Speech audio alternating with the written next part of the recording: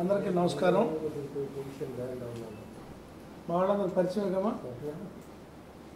అంజిరెడ్డి అన్న, కొత్తపట్నం ఎంపీపీ, మన్నె శ్రీనివాసరావు ఒంగోలు మండల party president, Imran Khan youth leader దేవ, శంకర్ నాగల్పాడు మండల పార్టీ ప్రెసిడెంటు శ్రీమన్నారాయణ, నాగర్కంట శ్రీనివాసరావు, రామిరెడ్డి కొత్తగా స్టేట్ కమిటీ ఆర్టీఐ వాళ్ళు, సాయంకొమ్ము రామిరెడ్డి, వెనక గౌతము, వైవి గౌతమ్ ప్రసాద్ గారు,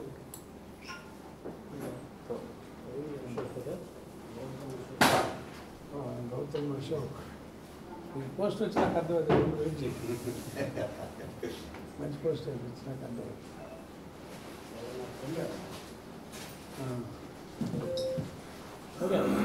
అందరికీ నమస్కారం అయ్యా. నిన్న మంత్రి, ఇరిగేషన్ శాఖ మంత్రి నిమ్మల రామానాయుడు గారు ఒంగోలు వచ్చారు. ఒంగోలు వస్తే మంత్రిగా ఒంగోలు వస్తే సహజంగా మనం ఆశించేది ఏంది? మన జిల్లాలో ఉన్న వెలుగొండ గురించి చెప్తాడని, అది ఎప్పుడు పనులు పూర్తి చేస్తాడని మనం ఆయన నుంచి ఆశిస్తే, ఆయన ప్రజల్ని డైవర్ట్ చేస్తూ ఒక ప్రమాదాన్ని భూతద్దంలో చూపిస్తూ జగన్మోహన్ రెడ్డి గారిని తప్పున్నట్టుగా, ప్రమాదంలో తప్పున్నట్టుగా చెప్పడానికి ఆయన 15 నిమిషాలు అగచాట్లు పడ్డాడు. చెప్పిందే చెప్పి ప్రమాదవశాత్తు మా పార్టీ కార్యకర్త చనిపోయారు, మేము కాదల్లా, కాన్వాయ్లో చనిపోయారు, వేరే వెహికల్ దగ్గర చనిపోయారని మీ ఎస్పీ చెప్పాడు. ఎస్పీ గారు ఎఫ్ఐఆర్ కట్టాడు, వెహికల్ సీజ్ చేశారు, ఆ వెహికల్ని హ్యాండ్ ఓవర్ చేసుకుని సీజ్ చేయటం అయింది. మీరు ఒక వీడియో రిలీజ్ చేసి, అది 24 గంటల తర్వాత రిలీజ్ చేసి, జగన్మోహన్ రెడ్డి గారి బండి తగిలిందని చెప్పి బాధ్యత లేకుండా పక్కన లాగారని, ఏదో చంపేసి పక్కన పెట్టినట్టుగా మీరు చెప్తున్నారు. మీరే వీడియోలు గమనించవచ్చు. మనిషికి స్వల్ప గాయాలైనాయి, రోడ్డు పక్కన కూర్చోబెట్టి 108 ఫోన్ చేశారు, 108 వచ్చింది, ఎక్కించుకెళ్ళారు, దారిలో చనిపోయాడని చెప్తున్నారు. మాకున్న అనుమానాలు ఏంటంటే అక్కడ వాళ్ళు అయిన వాళ్ళు ఎవరు లేరు. స్వల్పకాలైన మనిషి ఎట్లా చనిపోయాడు అనేది మా పార్టీకి కూడా అనుమానాలు ఉన్నాయి. అక్కడ మీ పోలీసు వాళ్ళు ఇచ్చిన పంచనామాలో మోచేతులకి, ముఖానికి అన్ని గోక్కుపోయినాయి అని చెప్పారు.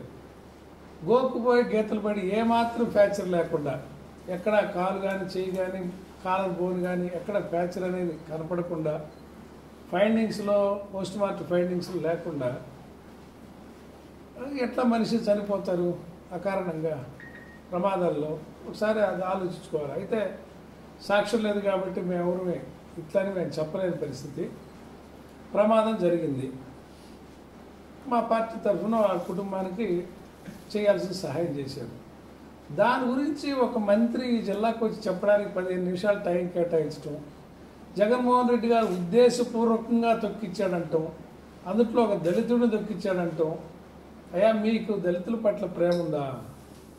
దళితులను బజార్లో నిలబెట్టి అరికాళ్ళు పగిలేటట్టు కొట్టడం, దళితులు ఆడపిల్లల మీద 14 మంది 15 మంది ఆశవేకంగా అత్యాచారాలు చేస్తుంటే వాటి గురించి మీ పేపర్లు రాయరు, మీరు సరైన చర్యలు ఉన్నట్టుగా కనపడవు, మీరు దళితుల పట్ల ప్రేమ ఉన్నట్టు మీరు మాట్లాడతారు.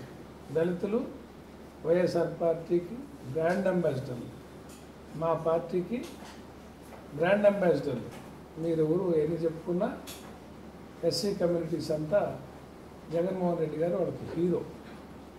సరే, ఆయన రెంటపాల గ్రామం వెళ్తే అదొక తప్పుగా నిమ్మల రామానాయుడు చెప్తాడు.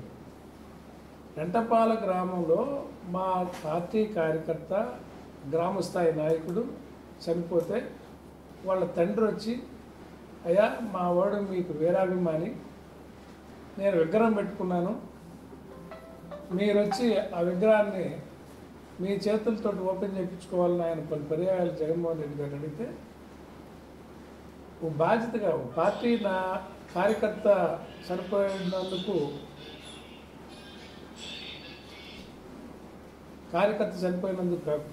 కాకుండా వాళ్ళ తండ్రి గారి కోరిక మేరకు ఆ ఊరు వెళ్ళటం జరిగింది. ఊరు వెళ్తుంటే ప్రజలు నిరాజనాలు పలికారు. అంటే దారి పొడుగు జగన్మోహన్ రెడ్డి గారిని చూడాలని, ఆయన చేసిన సంక్షేమాలు ప్రజల్లో ఉన్నాయి కాబట్టి మీరు చేసిన వెనుపోటు గుర్తుకొచ్చి మీకు ఒక బుద్ధి చెప్పాలని కసితోటి ప్రజలు రోడ్డు మీదకి వస్తూ ఉంటే మీరు వాళ్ళని కంట్రోల్ చేయలేక అక్కసుతోటి ఆ టాపిక్ని డైవర్ట్ చేస్తూ ఆయన మనిషిని తొక్కియడం కోసమే ప్రయాణం మొదలుపెట్టినట్టు, దాంతోపాటు కారులో ఉన్న వాళ్ళందరూ తొక్కుమని ప్రోత్సహించినట్టు, ఒక బస్సులో వెళ్తే బస్సు యాక్సిడెంట్ చేస్తే ఆ బస్సులో ఉన్న వాళ్ళందరూ బాధ్యులు, పక్కన విఐపి సీట్లో కూర్చున్న వాళ్ళు పక్కన ఉన్న వాళ్ళందరూ ఎట్లా బాధ్యులు అవుతారు?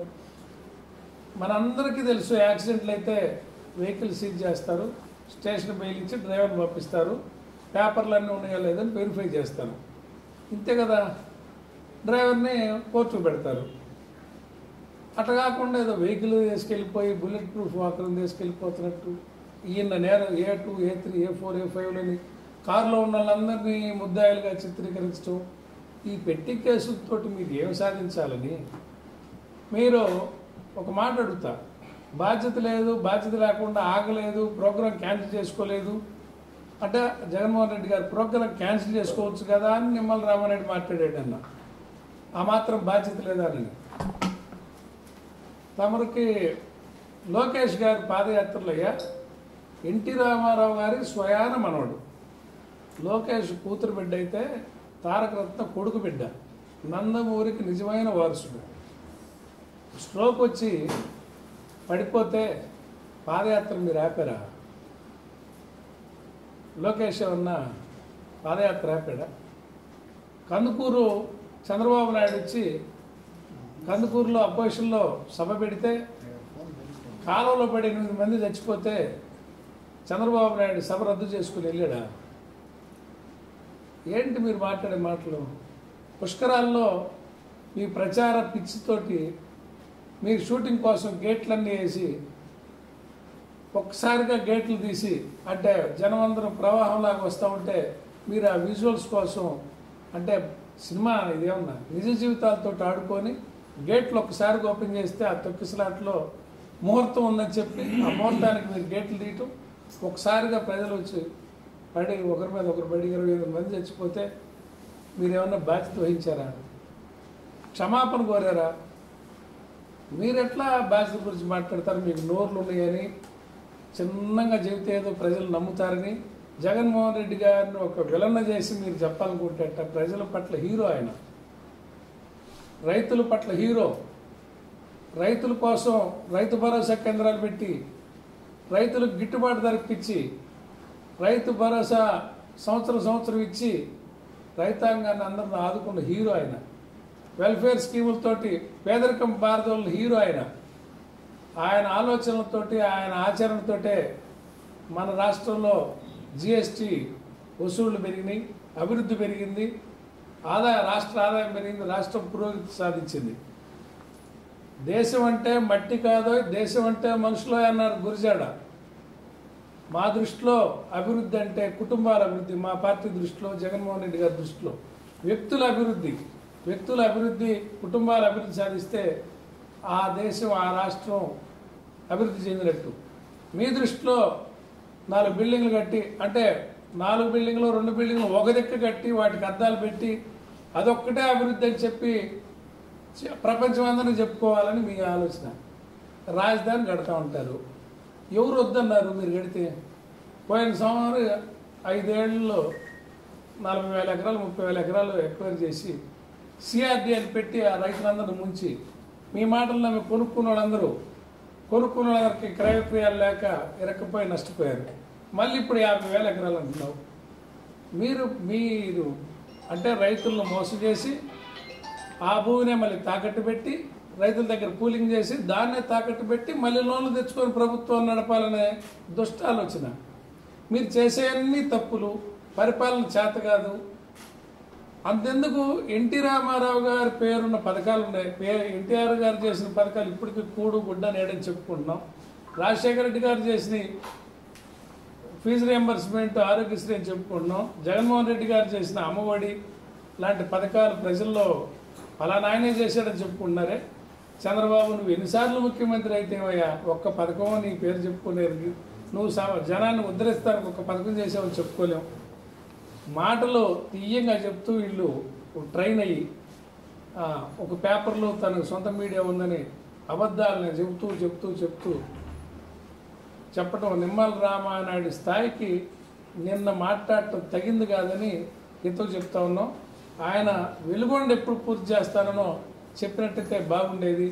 ఆ విషయాలు చెప్పకుండా ఈ విషయాలు చెప్పి పొగాకు రైతులకి మొన్న జగన్మోహన్ రెడ్డి గారు ఈ జిల్లా వచ్చి ప్రభుత్వాన్ని నిద్రలేపితే కేంద్ర మంత్రి దిగొచ్చాడు పీయూష్ గోయల్, కేంద్ర ప్రభుత్వ కార్యదర్శులు దిగొచ్చారు ఒంగోలు బోర్డుకి వచ్చి మీటింగ్ వేసి కొంత వ్యాపారస్తులకి హెచ్చరిక చేసిపోయారు. మళ్ళీ కొంటామని చెప్పారు. కొంటామని చెబితే రాష్ట్ర ప్రభుత్వం సగం కేంద్ర ప్రభుత్వం సగం వేసి ఈ లో గ్రేడ్లు అయితే బేళ్లు వెనక్కి వెళ్తున్నాయి కొంటామని చెప్పారు కదా. ఇప్పటి వరకు ఎందుకు మీరు మార్కెట్లోకి రాలేదు? ఈ మీడియాకి, ఈ తెలుగుదేశం పార్టీ నాయకులకి, ఈ నిమ్మల రామానాయుడు లేకపోతే పక్కన ఉన్న వాళ్ళందరికీ పొగాకు రైతులు సమస్యలు పట్టవా? మన జిల్లాలో రైతాంగం పరిస్థితులు మీకు పట్టవా? వీటన్నిటికీ సమాధానం చెప్పించలేరా ప్రభుత్వంతో? ఎందుకు జగన్మోహన్ రెడ్డి గారి ఫేక్ వీడియోసో ఒరిజినల్ వీడియోసో తెలియవు, అవి ఫోర్స్నిక్లో తేల్తాయి. ఒక చిన్న సంఘటన మీరు ఎలాబరేట్ చేసి మొత్తం డైవర్ట్ చేసి జగన్ గారికి లక్షల మంది జనం వస్తుంటే నీరాజనాలు పలుకుతుంటే మీరు ఓర్చుకోలేక దాన్ని తప్పుదారి పెట్టండి. జగన్మోహన్ రెడ్డి గారు బయలుదేరేది మనుషులు దొక్కిడనిక ఏం మాట్లాడతారు మీరు? ఇది మంచి పద్ధతి కాదని హితవు చెప్తూ రప్ప రప్ప రప్ప అంట. ఈ రప్ప రప్ప అని బోర్డు పట్టుకున్నాడు వీడు. ఈ రప్ప రప్ప అని బోర్డు పట్టుకున్నాడు వీడు తెలుగుదేశం పార్టీ కార్యకర్త. వీడు రవితేజ బొల్లెద్దు. ఇదిగో వాడికి మెంబర్షిప్ 24 నుంచి 26 దాకా వాడికి మెంబర్షిప్ ఉంది పెదకూరపాడు కాన్స్టిట్యున్సీలో. బొల్లెద్దు రవితేజ. వీడికి పెదకూరపాడు కాన్స్టిట్యున్సీ తెలుగుదేశం పార్టీ కార్యకర్త. మీరే పంపించి మీరే బోర్డులు పెట్టి అంటే మేము మెడలకు వస్తామని గొంతులకు వస్తామని ఎందుకు మాట్లాడతారు? మీరు మాట్లాడుతున్నారు. చంద్రబాబు నాయుడు స్థాయి తగ్గించుకొని ఏమంటాడు? పాతాలను దుక్కేస్తాడు, భూస్థాపితం చేస్తానంటాడు. ఆయన వయసు ఎంత? ఆయన మాట్లాడదగిన కొడుకుతో సమానమైన జగన్మోహన్ రెడ్డి గారిని అట్లా మాటలు అనొచ్చా? భూస్థాపితం చేస్తాడా? ఆయన ఏమంటాడు? పవన్ కళ్యాణ్ నారదీస్తాడంట, తొక్కి నారదీస్తారు. ఏంది మీ మాటలు? మీరు రెచ్చగొడతా, మీరే ప్లే కార్డులు పట్టిస్తా, మళ్ళీ మా మీద నిందలేయటం. ఇది మీకు మిమ్మల్ని ప్రజలు ఇవ్వాలి కాకపోతే రేపు అర్థం చేసుకుంటారు. మీరు మాట్లాడిన మాటలు పవన్ కళ్యాణ్ మరి అయితే కొడకల్లారా జగన్మోహన్ రెడ్డి గారి నోట్లోంచి ఏ రోజన్నా ఒక నోరు జారిన మాట వినపడిందా? ఒక బూత్ మాట వినపడిందా? మరి ఆ చంద్రబాబు నాయుడు నోట్లోంచి నోరు జారాడు, కొట్టండ్ర కొడకలని పోలీసుల మీద గుసికెళ్ళిపోయాడు. చిత్తూరు జిల్లాలో తరవండి అని పవన్ కళ్యాణ్ బూతులు తిట్టాడు, లోకేష్ రెచ్చగొట్టాడు. ఇప్పుడు ముఖ్యమంత్రిగా ఉండి ప్రతిపక్ష నాయకుడిని భూస్థాపితం చేసేది ఏంది? మీరు రెచ్చగొడతా, మీరు భయపెడతా, రేపు మళ్ళీ ప్రభుత్వం మారితే ఏమైద్దని మీరే భయపడతా, రేపు మళ్ళీ ప్రభుత్వం మారితే ఏమైద్దని మళ్ళీ మీకే భయం. మీరే అన్నీ రెచ్చగొట్టేది మీరే, తిట్టేది మీరే, మళ్ళీ భయపడేది మీరే. ఇది మంచి పద్ధతి కాదు. తెలుగుదేశం పార్టీ కార్యకర్తలకు చెప్తున్నా, మీరు ఆ నాయకత్వానికి మైండ్ పోయిందేమో మీరు సరి చేసుకోండి. లేదంటే ఇది మీకు బాధగా మారుద్ది. వీళ్ళందరూ రేపు పారిపోతే మీరందరూ గ్రామాల్లో పట్టణాల్లో ఉండేవాళ్ళు బాధ్యత వహించాల్సి వస్తుందని కార్యకర్తలందరూ ఈ నాయకులకు తగిన బుద్ధి చెప్పండి అని ఈ సందర్భంగా తెలియజేస్తున్నాం. గంజాయి